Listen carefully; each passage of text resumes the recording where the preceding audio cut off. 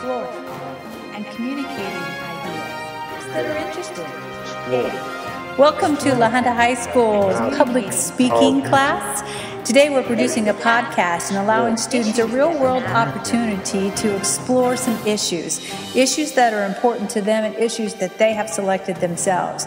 This started as a panel discussion and we've taken it to the podcast. So sit back and we hope you enjoy this La Junta High School's public speaking, create, explore, and communicate our ideas. Enjoy. And we are here today discussing an article we found in a Newsweek magazine the other day. Can you tell what it is, Garrett? This Newsweek magazine was talking about drive-through flu shots. Should they be in doctor's office? What do you guys think? I think that they're pretty safe. I'd go through one.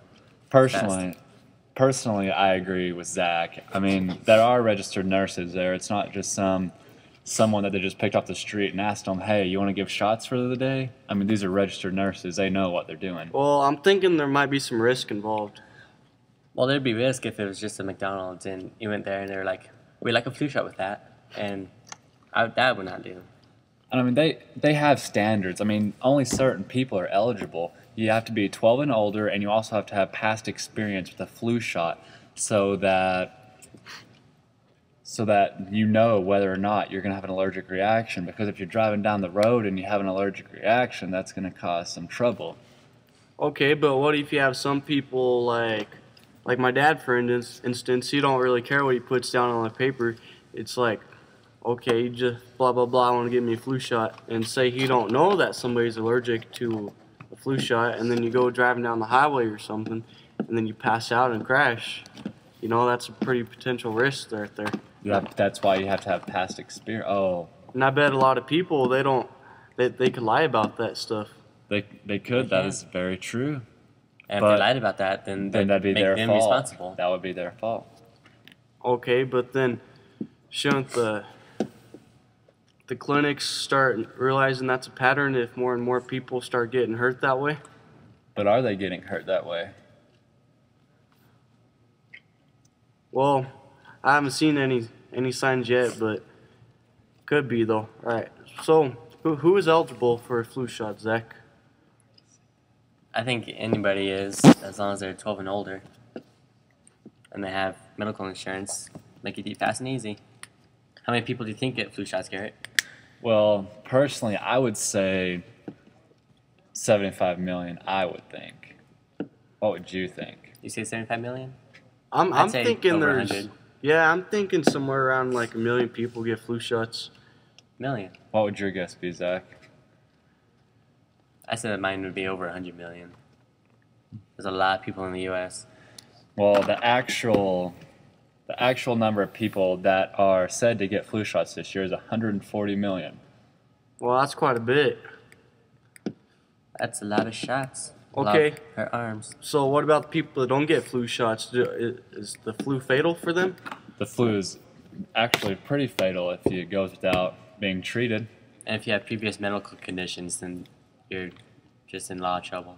Because if you have previous medical conditions, then you should get the flu shot. Because it helps your immune system. Well, it says here that 36,000 people die from flu each year. It's actually quite a bit of people if you think about it. That is, so you should probably get your flu shot.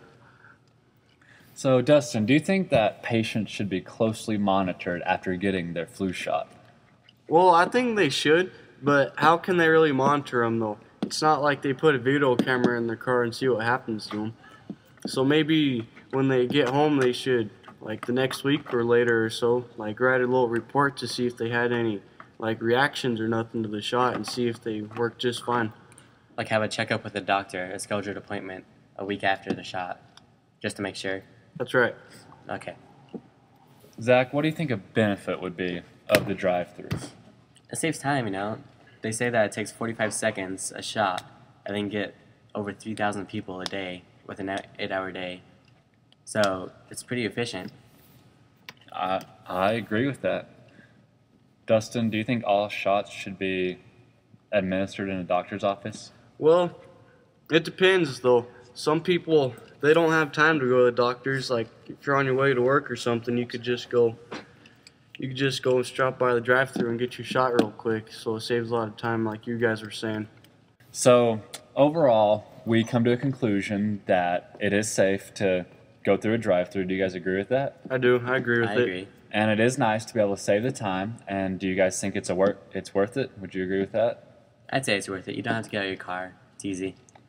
All right. Well, thank you for listening. This is Zach. Dustin? And this is Garrett.